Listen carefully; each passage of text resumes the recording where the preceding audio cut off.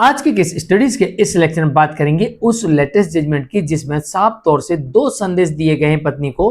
पहला संदेश पत्नी को यह दिया गया है कि अगर आप मनमानी करेंगे, झूठे आरोप लगाएंगे, पति और उसके परिवार को परेशान करेंगे तो आपके विरुद्ध आदेश दिया जाएगा।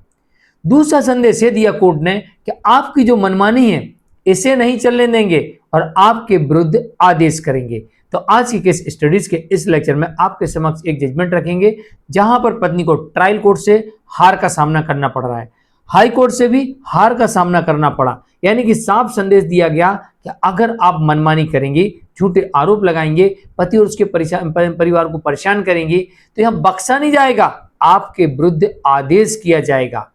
और इस मामले में यहां पर पत्नी को 2 बार हार का सामना करना पड़ा। जय जिनेंद्र, हूं केस जैन। वीडियो को लाइक और शेयर कर दी। चलिए शुरुआत करते हैं।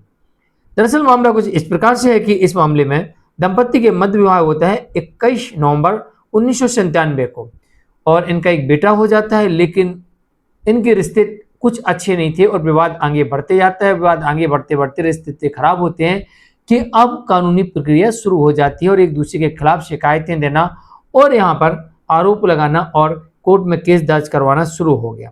पति ने आरोप लगाया कि पत्नी मई 2013 से अलग रह रही है और पति ने यह भी आरोप लगाया कि पत्नी झगड़ालू है, शक की स्वभाव की है, शक करती है, झगड़ा करती है, बिना किसी कारण के झगड़ा करती है।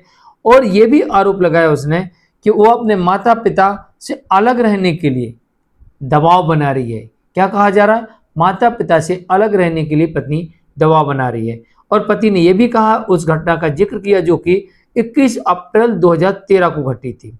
21 अप्रैल 2013 की घटना है जिसमें पति ने बताया कि पत्नी अपने रिश्तेदारों को लेकर उसके क्लिनिक पे आती है और उसके साथ मारपीट करती है। मतलब इस मामले में ये भाई साहब डॉक्टर या कंपाउंडर रहे होंगे, तो ये कह रहे हैं कि हमारी क्लिनिक पे पत्नी आती है, तो डॉक्टर रहे होंगे, तो डॉक्टर साहब कह रहे हैं कि मेरी क्लिनिक पे पत्नी अपने रिश्तेदारों को लेके आती है और मेरे साथ मारपीट करती है, जिसमें मुझे भी चोटें आती हैं और तोड़फोड़ भी करती है, तो संपत्ति को नुकसान भी होता है।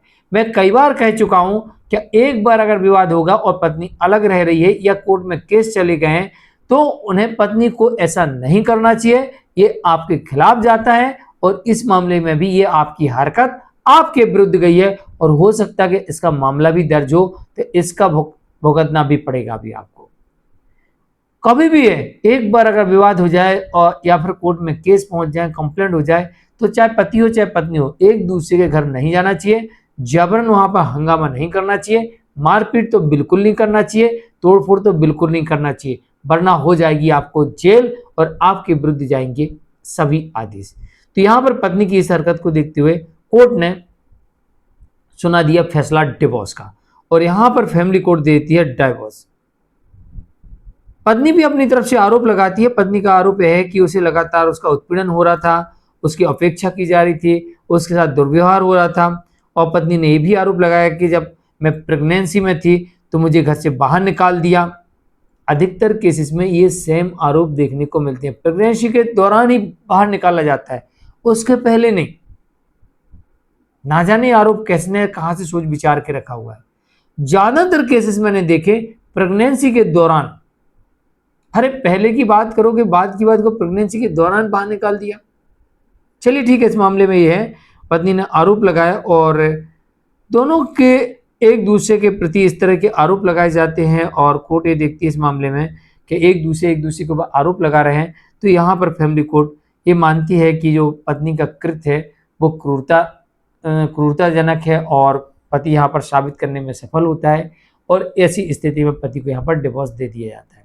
लेकिन पत्नी इस बात से व्यथित होती है और हाई कोर्ट पहुंचती है और दिल्ली हाई कोर्ट पहुंचने के बाद वहां पर अपील फाइल कर देती है और अपील भी पत्नी की यहाँ पर कोर्ट डिसमिस कर देती है और पत्नी की इस कृत्य को कोर्ट ने माना क्रूरता और क्रूरता के आधार पर पत्नी को डिवोर्स की डिक्री दे दी जाती है।